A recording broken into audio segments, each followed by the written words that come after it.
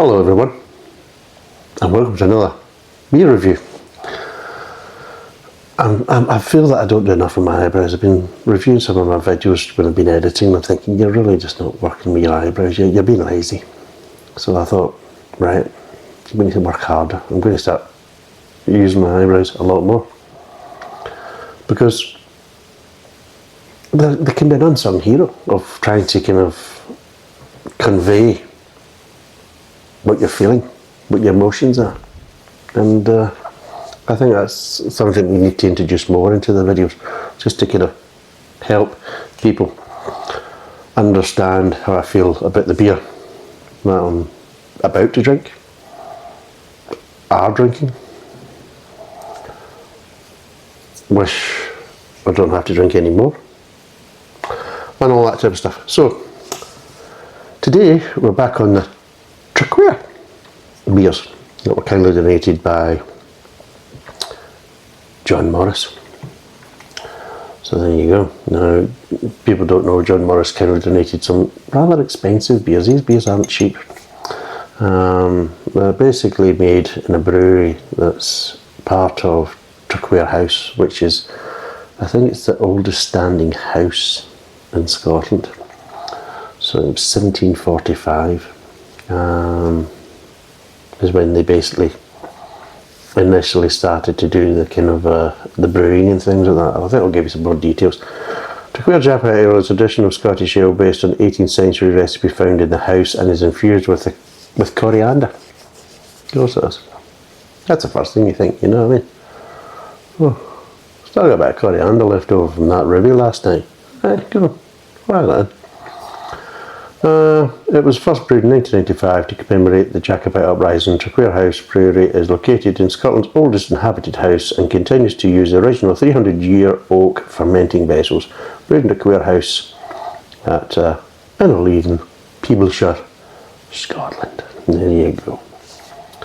And it contains yeast and coriander. There you go. Spring water and barley and malt and a little bit of Jesus magic as well. It's lovely. It's 8% by the way, so it's not something to piss about with, you know what I mean? It'll grab you by the balls and say, we were you last night, you know, that type of thing. And it's a product of Scotland, which is good, so there'll be some mystical, magical powers in it, as the shamans used to say. But yes. I can't remember if I think I tried some of these beers down at my sister's, and I can't remember if I've tried this one.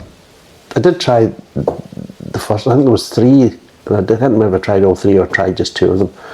But this is the second one. Now you're probably thinking, when did you do the last one? Well, that was a wee while ago.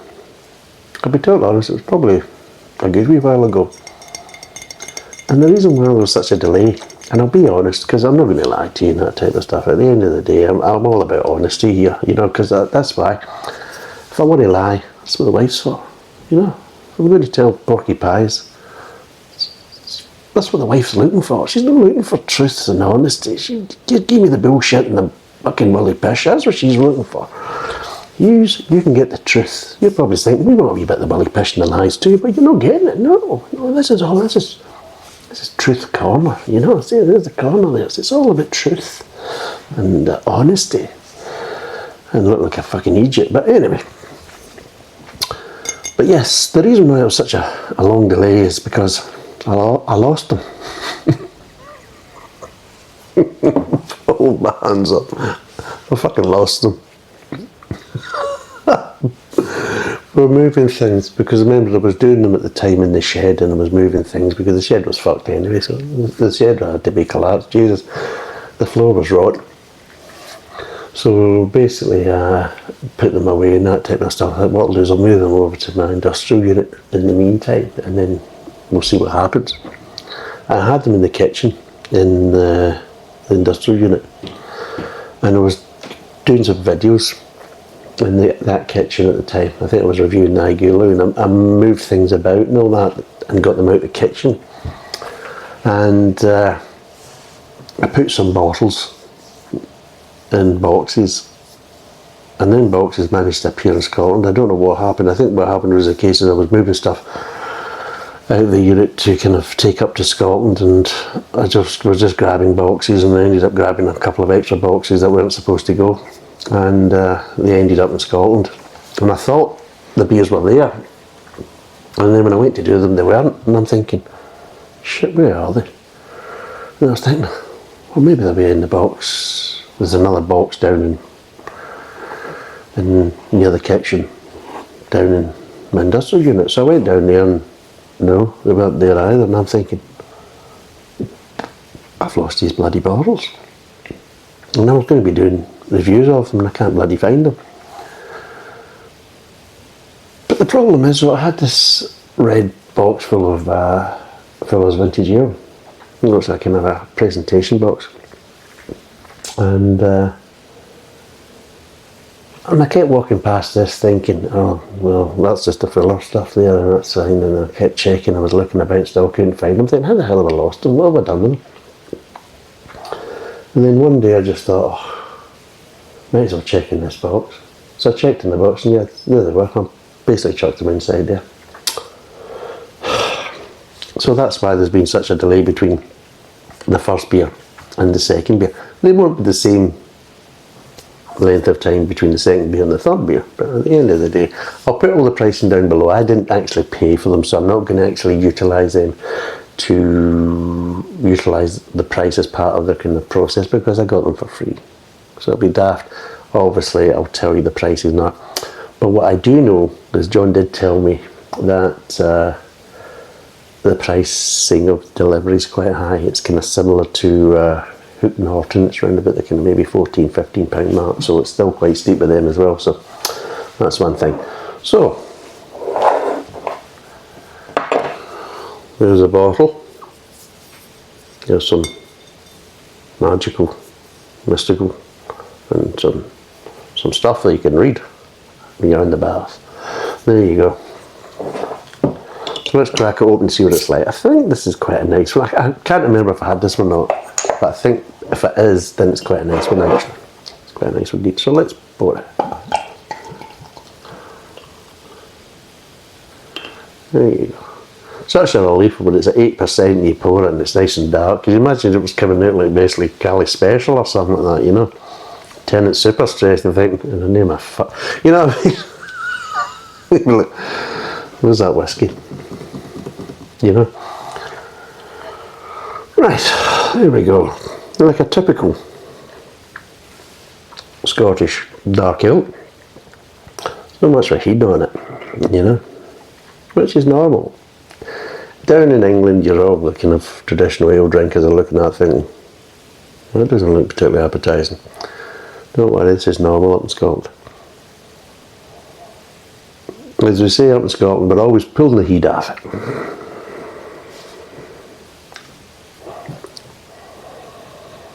Right. Got to try and clear the sinuses a little bit because I'm recovering from the cold, so I'm going to make a noise that you probably won't like. Right, anyway. Oh. That's the tubes cleared. North and south. Anyway. There we go, yeah. I'm getting some richness there. I'm getting tones of alcohol, getting tones of richness, you know, body and richness. You probably think, what does that mean? You're getting kind of rich, kind of malt tones, kind of slightly molasses, getting toffee, maybe getting a little bit of caramel as well. But you're also getting maybe some slightly dried fruit as well. So it's not shy. It's not in your face aroma, but the aromas are nice and clear enough that you can pick them up. Right, let's see what it tastes like.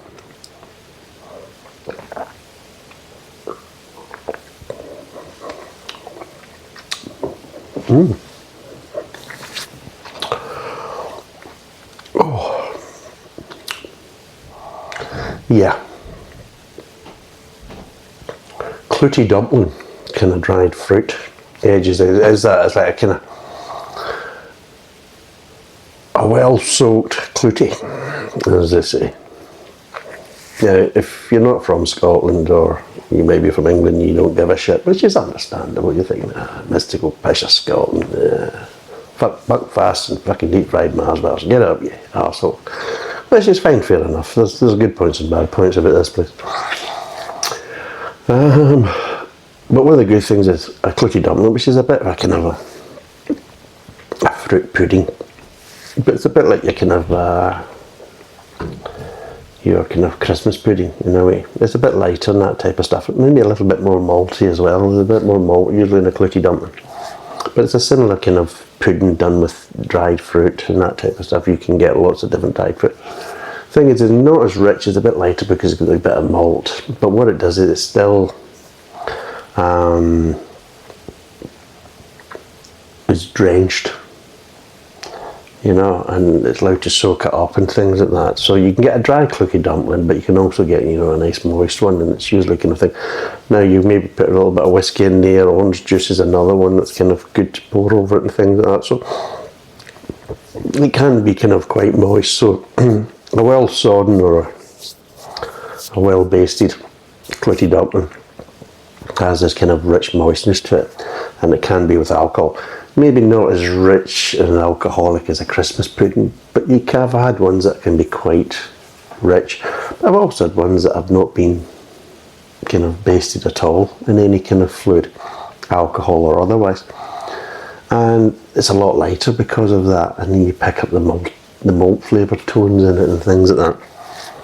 But another thing is the case with the clootie dumpling a lot of times is that a lot of your dried fruit you'll then soak overnight, maybe in alcohol, maybe in whiskey and things like that, or maybe a mixture of whiskey and orange juice or something like that. Again, obviously, orange juice is very popular because, again, it gives it a little bit of tartness, but it doesn't give you the alcohol, which, again, might be better if there's lots of kids eating at it. If you're basically going to have that as part of your kind of your McDonald's Happy Meal birthday party and that type of stuff, well, let's be totally honest, if it had been soaking all up in whiskey and then it's been basted in whiskey and that, and there you go, kids enjoy that, yeah, they'll be a jolly shit face, so they will. But there's an idea. Never mind your apple pies, McDonald's. A well-basted clootie dumpling. Slices of that, fired out to the kids in their Happy Meals. Well, they'd be fucking happy off their tits meals, that's what they'd be calling them. Happy off your tits meal.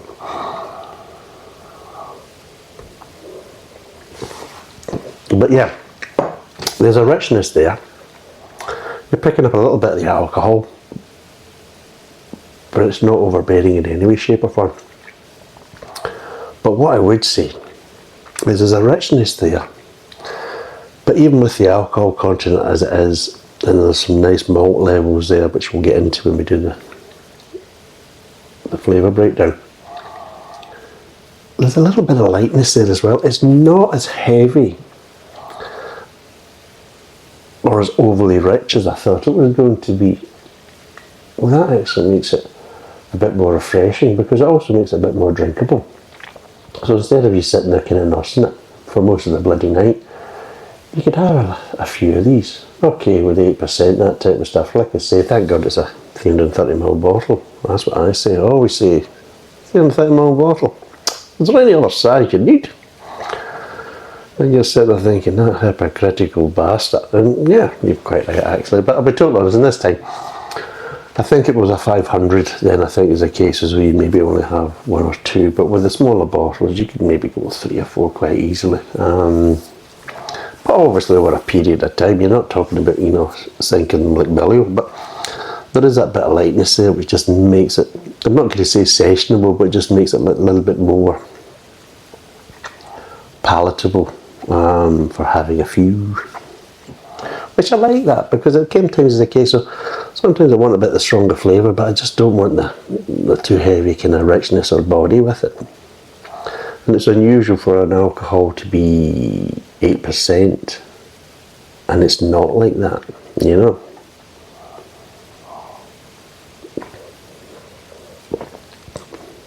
But yeah, it's nice. It's nice. It is a bit kind of cakey, which isn't a bad thing. I don't think that's a bad thing. And if you've got the malt rights and everything else, then having that kind of dried fruit there that kind of adds to it, just to give it that kind of, like I say, clootie dumpling or depends where you are in Scotland. Some say Clutie and some say Cluthy, depending on basically how you're spelling it and how you're pronouncing it, you know. So there you go. But both can be used. But yeah, it just kind of has tones of that. Coriander, I don't think I'm really picking up the coriander so much.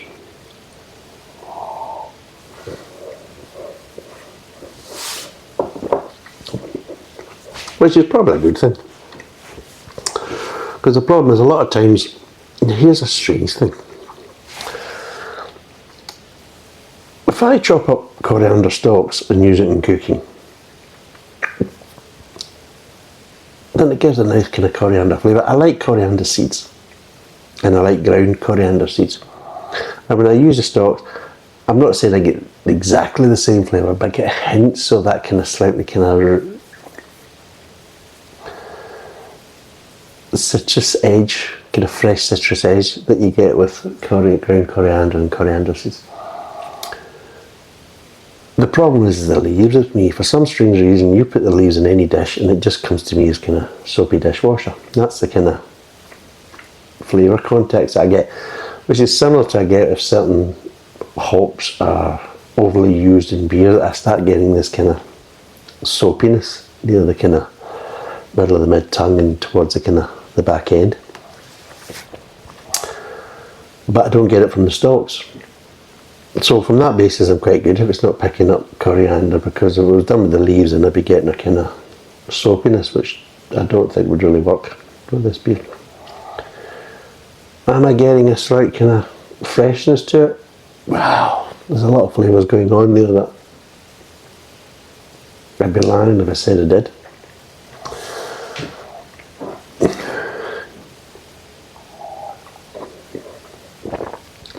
Right, let's break down the flavours. First thing is, you are getting caramel and toffee, the two main kind of tones of malt. It's the two kind of main ones. You get a little bit of sweetness and a bit of grain. But you start getting little hints of this molasses. You smell it more than what you taste it, but you just get these little kind of bitter pockets that go along with it. Just light bitter pockets, not heavy bitter pockets, but you're getting kind of 3 levels of kind of malt that you're getting. Two main ones is a nice kind of deep toffee and a nice kind of rich caramel, but you are getting these kind of lighter kind of molasses tones that are adding a little bit of kind of a bitter edge, which is quite nice. Moves on to the mid-tongue. And you've still got this lovely maltiness. You've got these kind of multi-layers of malt, which is nice, and that little bit of bitterness. You've got the sweetness there. But then you start getting that kind of little dry fruit coming through, and that's where, and of course you've got the little bit of alcohol kind of starting to come through in the mid-tongue. And with the alcohol, the dried fruit flavours, and you've got the layers of malt, that's what starts giving you this kind of cluty or cluthy dumpling kind of vibes, and it's actually quite nice, quite refreshing. But the thing is, what I'm saying is the case is because you're getting a kind of darker, richer toffee, kind of darker caramel, that's what kind of keeps it a little bit lighter, because you're not getting too much of that kind of molasses. You're getting some of it, but not too much to try and make it overly rich and just kind of treacle like. So that works well. So it just keeps it a little bit of freshness and cleanness to the beer. And as it moves on to the kind of back of the mid-tongue and it transfers over, again you just start to pick up these little kind of bitter tones a little bit more just near the back end. But overall the finish is actually quite quick. It's actually quite a clean finish for this type of beer, which again helps with that kind of it being a little bit fresher, not overly rich. So overall, you know you're drinking a beer with good levels of malt and a good level of complex flavours that are clear enough to quite easily identify, and the kind of combined flavours are easy to kind of identify as of what they kind of remind you of. But the main thing is that alcohol content, it's not really, you're not getting that kind of alcohol vapour in the lungs as you're drinking it. it's not really coming through so much in the flavours, so the malt's just taking care of that quite easily, but still has that little bit of freshness. It's not overly rich. There's a bit of richness there, there's plenty of body, but it's not overly rich. And overall, it's actually a very, very nice beer. It's very balanced. You know, sometimes you get a rich beer. I mean, it's one of the things you turn around and say, I can open up a Fuller's Vintage Ale, and it's going to be rich and slightly gooey. You know, it's going to be syrupy. It's going to be, you're sitting into, it's almost like a thick soup. You know, that type of scenario with the kind of flavours and things like that, and the richness and everything else. Whereas this has a bit of lightness to it. I'm not saying it's light, but it's lighter than what you think it would be, especially with the kind of flavours they've got. And that's the thing that stands out. It's actually a very nice beer. I'm not really getting so much of the coriander, like I said, but there's a lot of good complex flavours in there that I wouldn't be surprised if it gets lost. Maybe it's bringing a little bit of spiciness there. I mean, there's a little bit of there, but you would get that in a clitty or clitty dumpling, you know, because there's a bit of mixed spice goes into that and everything else. So I mean, overall, I don't think one bottle is enough to kind of really break down the flavours. I think it's a case as you're drinking it, some flavours that are initially kind of at the forefront will start to kind of melt away as your mouth gets more and more acclimatised to it, and then other ones will start to kind of maybe come to the front a bit. And so I think it's a case, it's a kind of slightly moving picture within the flavour front if you're having a few of them, which is good because it keeps it interesting. And it's one of these ones where like, oh, I'm picking up such and such now, and you know, if you're drinking with friends, well, I was getting that in the last bottle. I'm not getting that now, you know, and it's just kind of interesting, kind of playing off what you're tasting compared to what other people are tasting it. And sometimes you're picking them up at different times, especially if you're kind of having a few bottles, and yeah.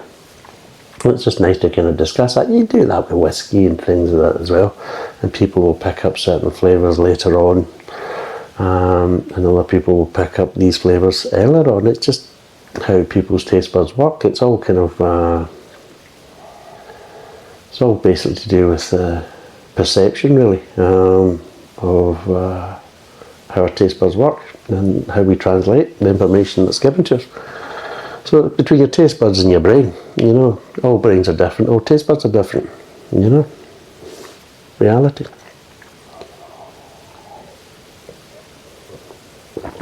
But yeah, no, I like the beer. I can't remember what it cost and that type of stuff, but at the end of the day I didn't pay for it, so I'm a lucky boy. Because if I did pay for it, I know they're quite pricey. I'm trying to remember now. I did the research and I can't remember now, because I'm old and useless. But if I was paying for them, I'd probably be ranting right now. It's a lovely beer, but what the hell are you charging that for? And that? But like John, who actually bought them and kindly donated them to us, what he did say was that, yeah, he knows they're expensive and he knows that the delivery's quite high and everything else, but he also looks at it as a case of, I'm not buying them every day. I'm not buying them every day of the week. I'm not buying them every month. But if maybe buying them maybe once a year and just getting a few bottles and things like that, it's just nice to kind of treat yourself, you know, and maybe share some as little gifts for other people, like you did with me, and I'm sure he's done with other people as well, which is very much appreciated. So thanks again, John. But it's okay to treat yourself. Now, obviously, everybody gets different rewards out of life just because of the costs and what we can afford and everything else, and we all have different burdens and everything else. So some things are maybe more affordable to others than they are to people from different backgrounds in different areas. You know, everybody has, you know, their own life to live. But I suppose we all reward ourselves to our own budget, and at the end of the day, if you're basically doing it that way, maybe spending what, £100, you know, and a few beers. It might sound like a lot, but if you just do it as a wee kind of reward for yourself and things like that, just a wee kind of treat once a year, then it's equivalent of going for a night out. So you basically drop one night out with the guys or whatever and that type of stuff. You know, I mean, an average night out is probably between 100 and 150 pounds now. So if you drop that and then you spend that one night out that you didn't have on these type of beers, whether it's from Traquair House or somewhere else, then it's probably not so bad. You know, that type of stuff. So yes, I can understand it, and if it's put in that perspective, then yes. But obviously, who's buying these beers regular? Well, obviously they're not. It's one of these type of beers that you probably expect, you know, to be sold in Fortnum and Masons or Harrods or these type of things, or kind of high-end Waitrose stores or things like that, you know, or kind of high-end food delis and things like that. So imagine that Londoners kind of soaking this up, you know, as a regular tipple or something like that, because at the end of the day, well, you look at it, you buy a shitty pint of 10, it's going to cost you close on 10 quid, you know what I mean, in certain parts of London. So let's be totally honest, suddenly these beers don't seem to be that expensive, and they're a lot better than a shitty pint of pint of Guinness, you know what I mean. So it's all kind of relative, it depends how you look at it. So out of 10, what would I give this?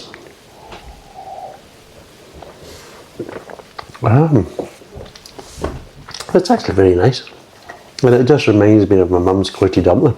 Now, that sounds a bit dubious actually. Just as I said that, I'm thinking, I don't think I ever seen my mum's quitty anyway. But anyway, seriously, it does. It's one of these names. It sounds like it's a name of something rude in a female's body. How's life going with you, John? Not so bad. I've been seeing the doctor about a quitty dumpling. Stench of it. Anyway, like that, you can get, you know what I mean? It's like one of these words. But yeah, but it does remind me of my mum's baking. My mum was a very good baker, very good. So she was. And she did these type of things. I mean, you don't get many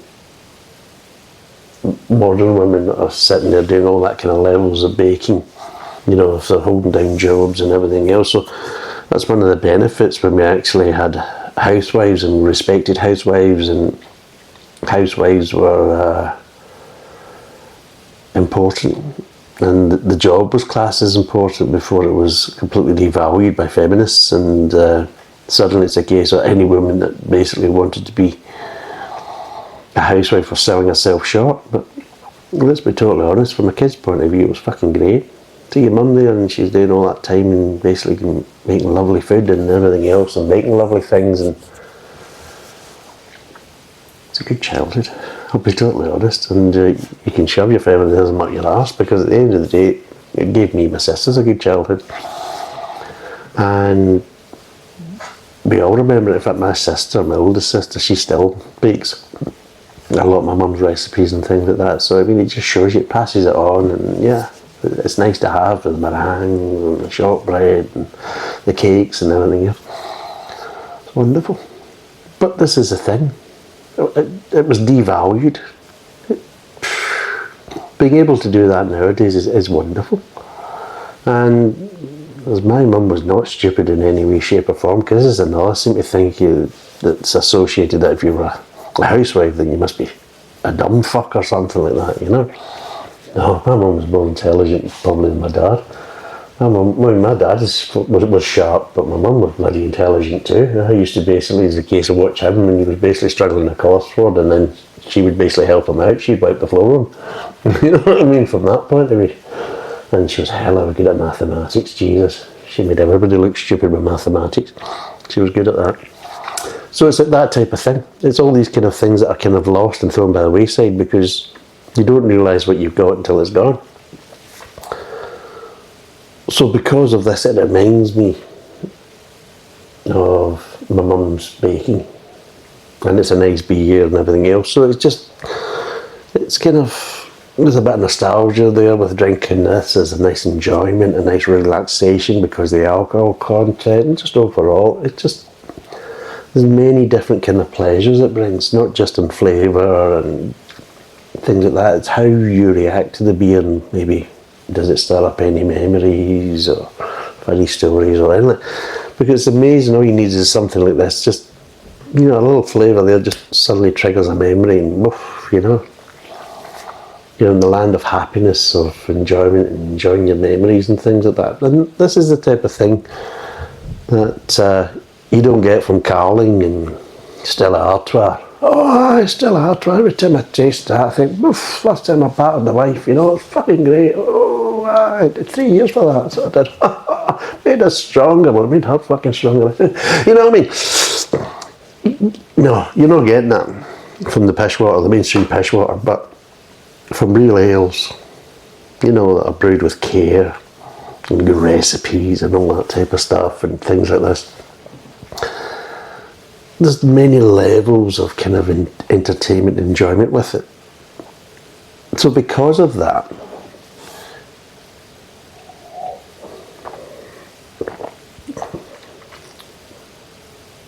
I'm going to give this a 9, because it's bringing back nice memories.